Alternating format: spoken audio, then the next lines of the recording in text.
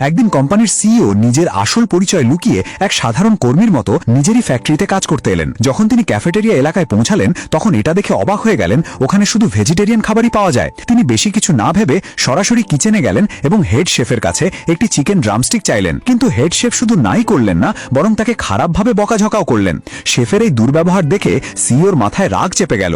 তিনি প্রায় শেফকে শিক্ষা দিতে যাচ্ছিলেন, ঠিক তখনই এক কর্মী এসে তাকে থামিয়ে দিল এবং নিজের সঙ্গে বসিয়ে খাওয়াতে লাগলো। খেতে খেতে সেই কর্মী জানালো, আমাদের এখানে অনেক দিন ধরে মাংস আসেই না, জানি না উপরের লোকেরা কি করছে। সিইও চিন্তায় পড়ে গেলেন, কোম্পানি তো কর্মীদের খাবারের জন্য বিশেষ ফান্ড বরাদ্দ করেছে, তাহলে এই বৈষম্য কেন? ঠিক তখনই এক ধনী ছেলে সেখানে এলো এবং সোজা সিইওর পাশে গিয়ে বসলো। এটা দেখে হেড শেফ তৎক্ষণাৎ ছুটে এলো এবং সেই ধনী ছেলেকে চমৎকার লাঞ্চ পরিবেশন করলো। সিইও সঙ্গে সঙ্গে জিজ্ঞাসা করলেন, ভাই ওকে কেন স্পেশাল ট্রিটমেন্ট দেওয়া হচ্ছে? ছেলেটি অহংকারের সঙ্গে জবাব দিল, তোমাদের মতো কর্মীরা মাংস খাওয়ার যোগ্য না। সিইওর মাথায় আবার রাগ চেপে গেল, কিন্তু আবারও সেই কর্মী তাকে শান্ত করলো এবং বলল, এখানে শুধু ম্যানেজমেন্টকেই ননভেজ দেওয়া হয়, কর্মীদের যা দেওয়া হয় সেটাই অনেক। এবার সিইও আর চুপ থাকতে পারলেন না।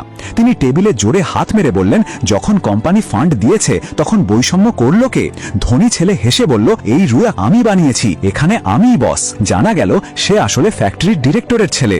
নিজের পজিশনের সুযোগ নিয়ে কর্মীদের উপর চাপ সৃষ্টি করে। সে সিইওকে বলল, আমার কাছে ক্ষমা চেয়ে হাঁটু গেড়ে বসলে একটা ড্রামস্টিক পাবে। কিন্তু সিইও ঝুঁকতে অস্বীকার করলেন। এবার সেই ধনী ছেলে সবাইকে ভয় দেখাতে শুরু করলো এবং বলল, যে আমাকে পাপা বলবে তাকে চিকেন দেওয়া হবে। কেউ না বলায় সে নাম ধরে ডাকতে লাগলো। ভয়ে কিছু লোক নত হয়ে গেল। চাকরি বাঁচানোই তখন বড় ছিল। তারপর সে সিইওর কাছে এলো, মাংসের টুকরো মাটিতে ফেলে দিয়ে বলল, এটা তুলে খেয়ে ফেল, না হলে চাকরি থেকে বের করে দেব। এবার সিইওর রাগ বিস্ফোরিত হলো। তিনি সেই ধনী ছেলেকে সবার সামনে পিটিয়ে দিলেন। পুরো ক্যাফেটেরিয়া চুপ হয়ে গেল। কেউ বিশ্বাসই করতে পারছিল না একজন কর্মী ডিরেক্টরের ছেলেকে এভাবে পেটালো।